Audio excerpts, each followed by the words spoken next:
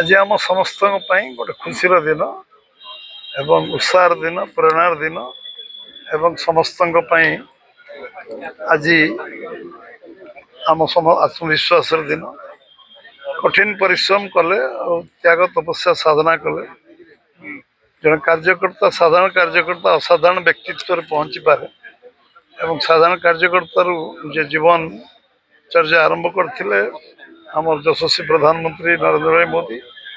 एवं 2-3 मास तले गोटे रेकर्ड से भांगी 8,930 दिन अतिक्रांत कर सिक्किम मुख्यमंत्री 8,930 दिन थे एवं इतिहास रे स्वर्णाक्षर लिपिबद्ध मुख्यमंत्री प्रधानमंत्री पर्यंत से 8,930 दिन अतिक्रांत कर 3 मास अतिक्रांत कर सारे एवं आज समस्त आज जो आम आज बाबा लिंगराज महाप्रभु पाखे आज पूजा अर्चना करने दीर्घ जीवन कामना करने जे गत काली 4,399 दिन से संपूर्ण कले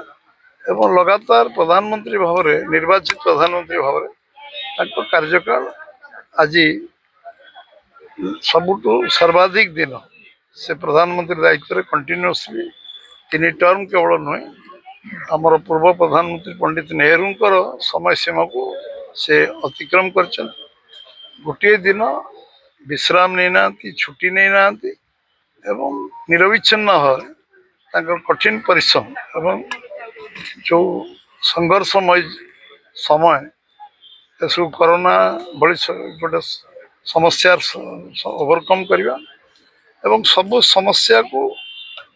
समाधान करने दिगरे आज देश चतुर्थ अर्थनीति पहुंची आज भारतवर्ष रे कोरोना को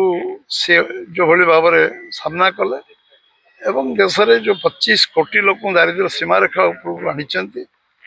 एवं आज 370 धारा उठेवा 35 से उठेवा ऐतिहासिक निष्पत्ति नवा 80 कोटी लोकों को 6 वर्ष 7 वर्ष 8 वर्ष धरी गरीब कल्याण योजना विभिन्न कार्यक्रम नवा एवं सबू कार्यक्रम जो साधारण लोक तादर वंचित हेबेनी एवं तापर भी देश को 4 नंबर जगार विश्व में पहुँचेगा आहरी भगवान शक्ति दिंतु एवं तांको आम ओडिशा प्रदेश तरफ भारतीय जनता पार्टी भुवनेश्वर जिला तरफ आज महाप्रभु आमर लिंगराज महाप्रभु पाखे आम समस्ते से प्रार्थना करने आसु पूजा करने आसु एवं समस्त को समस्ते आम संकल्प को आसु जे सांगे सहयोग करवा लंबा जीवन से आहरी देशर सेवा करूँ आहरी बहुत समस्या समाधान करूँ देश को विश्वगुरु पहुँचापी विकसित भारत संकल्प 2047 पूरा करने लिंगराज महाप्रभु शक्ति दिखाते।